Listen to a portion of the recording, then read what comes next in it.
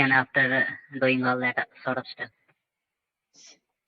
Yes. So that's something that absolutely correct. And obviously on top of that, so the thing that you mentioned is like we set up backup servers and all. So this is actually correct answer. On top of that, we can also we can also provide a certain ways. So let's say even the backup server for a rare scenario where let's say we don't have any backup server.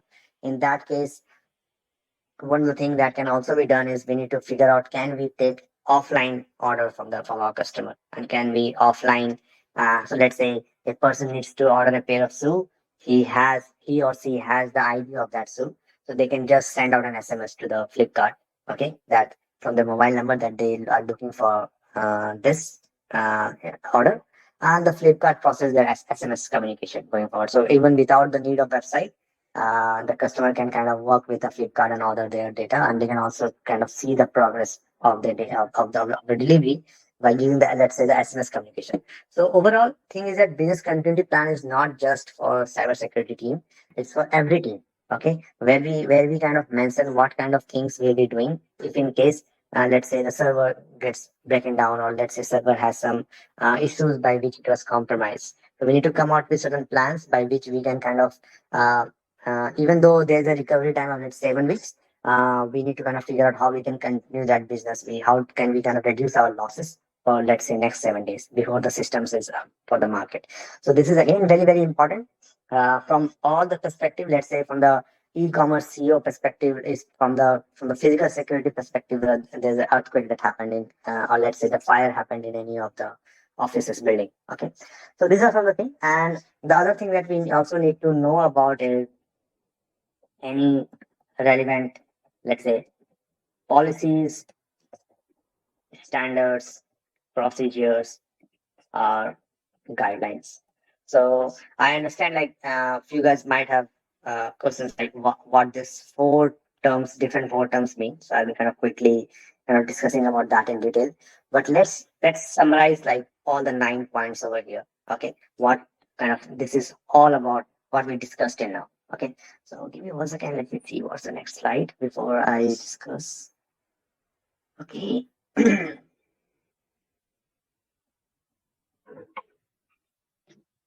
Okay, so now as I kind of discussed, like these are the 9 points that we need to know about. So overall, these are kind of a critical information that any SOC team should know. So the first thing was network data flow. So the SOC team needs an understanding of how data moves across network and where it has visibility. Okay, this knowledge will help you determine if suspicious traffic would have been detected or not. It includes both internet as well as internal network traffic. Okay, along with you need to have also the access to the net flow logs, the full PCAP log file, and the device log. And if you are not comfortable with these terms like net flow, full PCAP, or device log, these are something we'll be kind of seeing in much detail in our network part. But for now, let's just assume that let's say net flow is something where you see this device is communicating to which external IP address, let's say, and how much amount of data has been going out, how much data is about to kind of coming in. Okay, and what was the time duration of the traffic. So these all things are kind of basically recorded in net flow logs. So kind of this all information we should have. These all logs we should have access to as a being a part of the SOC team. And then we need to also have an incident response plan. So an incident response plan actually outlines the necessary steps to be taken in the event of a major incident. Okay, having a well-defined plan actually ensures smooth operations during a disaster, and actually it also helps in kind of minimizing any kind of confusion and delays uh, uh, in kind of responding to any kind of incident. So this is something again why the incident response plan is kind of quite important. Okay. The next plan which I discussed was like communication plan. So communication plan ensures efficient coordination during incidents by providing a clear list of kind of contacts and methods to reach out to them, like maintaining a point of contact Excel sheet, which I gave an example. So what happened is that having this kind of plan in place saves valuable time that might otherwise be wasted actually in searching for appropriate contacts. So once we have this already ready in the preparation states, this is going to help us a lot. Okay. So, and the last part is like list of critical assets. So, as I told, identifying and maintaining a list of critical assets is crucial.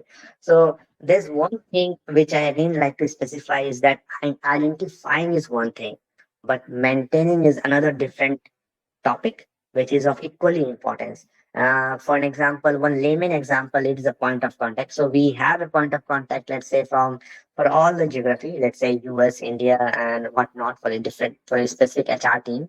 But we also need to maintain that because if that person uh, leaves the company for any reason in future, we need to know about that.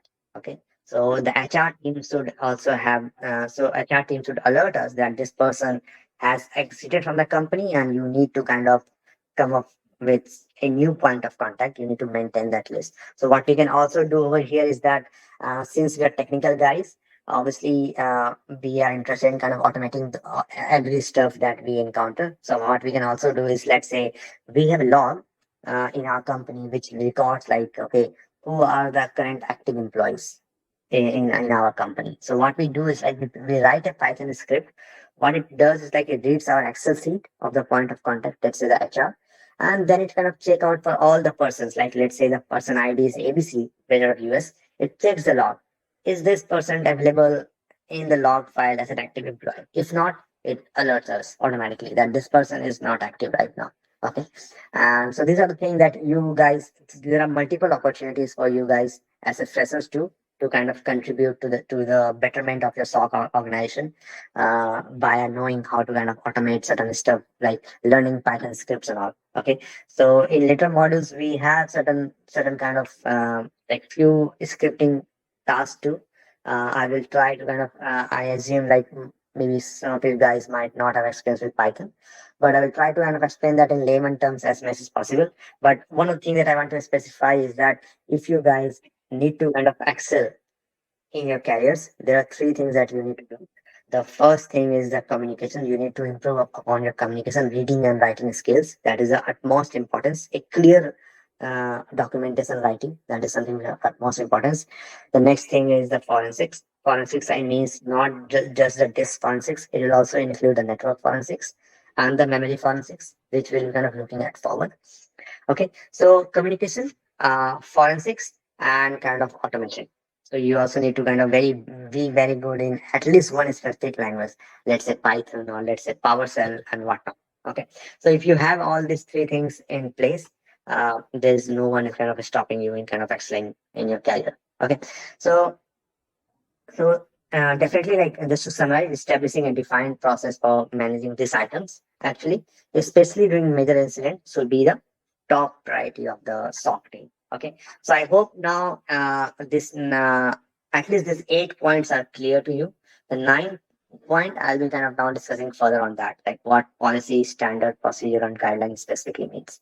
So now moving forward to the next topic, let's see what the next topic is. Oh yeah. So the next topic is definitely the policy, standard guidelines, playbook, and baseline. Okay. So let's take it one by one. Guidelines and playbooks. So guys, before I proceed further with kind of discussing this term, are there any specific question that you guys need answer to?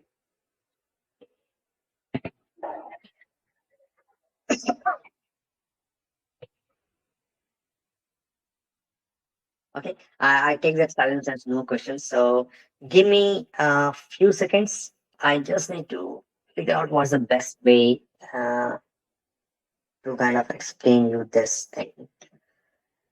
Give me 1 second, guys.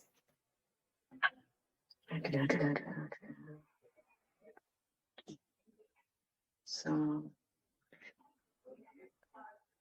so now let's go to the now let's start discussing this thing first. And uh,